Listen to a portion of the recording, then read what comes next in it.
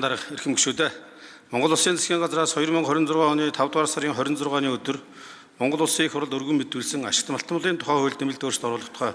хуулийн төсөл болон хамт өргөн мэдүүлсэн хуулийн төслийн анхны хэлцүүлгийг Монгол Улсын их хурлын чуулганы 2006 оны 6 дугаар сарын 25-26-ны өдрийн нэгдсэн хуралдаанаар явуулж эцсийн хэлцүүлэгт бэлтгүүлэхээр эдийн засгийн байнгын ороонд шилжүүлсэн. Эдийн засгийн байнгын ороо 2026 оны 7 дугаар сарын 1-ний өдрийн хуралдаанаараа дээрх хуулийн төслийн эцсийн хэлцүүлгийг Монгол Улсын их хурлын чуулганы хуралдааны дэгийн тухай хуулийн 42 дугаар зүйлийг баримтлан явуулсан болно. Байнгын орооны хуралдаанаар хуулийн төслийн эцсийн хэлцүүлгийг явуулах үед Улсын их хурлын гишүүн уянга гишиг ашигт малтмуулын нөөцлөсний төлбөрийг хэрэгж хугацааг хойшлуулах саналын шалтгаан нөхцөлийн талаар Улсын их хурлын гишүүн өөрийн туяа тус хуулийн ашигт малтмуулын нөөцлөсний төлбөрийн өссөн нэмэгдэх хувь хэмжээний хэрэгж хугацааг хойшлуулах асуудалд ажилуулгын эрдэс баялагын яамны байр суурь засгийн газраас оюу толгой төслийн өрөөнд хэрэгжсэн хэлцээртэй холбоотойгоор Онтрэ компанийн талаар ямар нэг амлалт үүрэг хүлээсэн эсэх Улсын их хурлын гишүүн Очир Бат засгийн газрын шийдвэрийн улмаас хайгуулын тусгай зөвшөөрлөлтөй холбоотойгоор хохирсон аж ахуйн нэгжүүдийн асуудлуудыг хэрхэн шийдвэрлэх, тусгай зөвшөөрлийн сонгуульн шалгуулалтаас их хэмжээний орлого төвлөрүүлж байгаа атлаа хайгуулын ажлыг өөрөө санхүүжүүлэн зохион байгуулах боломж чадахгүй байгаа шалтгаан мөн Монгол улсад хайгуулын ажил гүйцэх чадвартай хэдэн компани байгаа, дэлхийн зах зээл дэсийн үнэ өндөр түвшинд хүрч цаашид эрэлт өсөх төлөвтэй байгаа энэ үед өссөн нэмэгдэх ашигт малтмуулын нөөцлөсний төлбөрийг өөрчлөх шаардлагатай талаар Улсын их хурлын гишүүн Жаргалан зэсийн ашигт малтмуулын нөөцлөсний төлбөрийн талаарх засгийн газрын байр суурь Монгол Улсын их хурлын 2025 оны 120 дугаар тогтоолын хэрэгжилт оюу толгой компанийн хувь нөлөөлөгчдийн зээлийн үлдэгдэл засгийн газрын хэлэлцээрийн хүрээнд хувь нөлөөлөгчдийн гэрээ болон хөрөнгө оруулалтын гэрээнд ямар өөрчлөлт оруулах хоримтлогдсон зээлийн хүүг хэрхэн шийдвэрлэхээр тохиролцсон эдгээр өөрчлөлтүүд хэрэгжиж эхлэх хугацааны талаар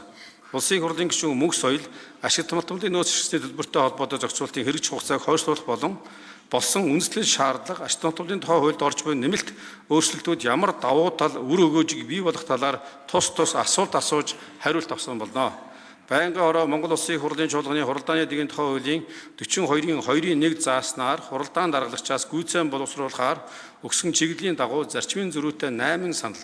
мөн хуулийн 42 дугаар зүйлийн 42-ийн 2-ийн 3 дахь заалтыг үндэслэн нэг зарчмын зөрүүтэй саналын томьёолыг эдийн засгийн байнгын ороогоор хэлэлцүүлсэн. Үүнд Маркшейдрийн үйл ажиллагаа эрхлэх тусгай зөвшөөрлийг геолог уул уурхайн асуудал эрхэлсэн төрийн захиргааны төв байгууллага олгож сунгах зохицуулалт Маркшейдрийн тусгай зөвшөөрлөг эзэмшигч нь уурхайн олборлолт, хөр суулалт, хөдрийн олборлолт, овоолго, уурхайн төлөвлөлт, ашигт малтмуулын нөөцийн ашиглалтын байдалд хөндлөнгийн хараат бус дүгнэлт гаргах эрх үүрэг болон үйл ажиллагааны зардлыг төсөл хэрэгжүүлэгч гэрээний үндсэн дээр хариуцах бөгөөд хөндлөнгийн дүгнэлтийн үнэн зөв хараат бус ажиллагаанд мөрдөх заавар шаардлагыг наривчлан зохицуулах агуулга бүхий зарчмын зөрүүтэй саналууд болон зөвшөөрлийн тухай хуульд нэмэлт өөрчлөлт оруулах тухай хуулийн төслийн зарим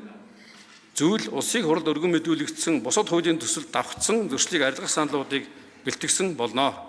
Байнгын ороо нэгдсэн хуралдааны анхны хэлцүүлгээр санал хурааж олонхын дэвлэг авсан зарчмын зөрүүтэй саналыг ашигт малтмуулын тухай хуульд нэмэлт өөрчлөлт оруулах тухай хуулийн төсөл болон хамт өргөн мэдүүлсэн хуулийн төслүүдэд тусган хууль зүйн техникийн засвар өөрчлөлтийг хийж эцсийн хэлцүүлэгт бэлтгэсэн төсөл болон зарчмын зөрүүтэй саналыг та бүхэнд хүргүүлсэн болно. Улсын их хурлын эрхэм гишүүдээ ашигт малтмуулын тухай хуульд нэмэлт өөрчлөлт оруулах тухай хуулийн төсөл болон хамт өргөн мэдүүлсэн хуулийн төслүүдийг эцсийн хэлцүүлэгт бэлтгэсэн талаарх эдийн засгийн байнгын орны танилцуулга зарчмын зөрүүтэй саналын томьёолуудыг хэлэлцэн шийдвэрлэхийг та бүхнээс хүсье. Анхаарал хандуулсанд баярлалаа.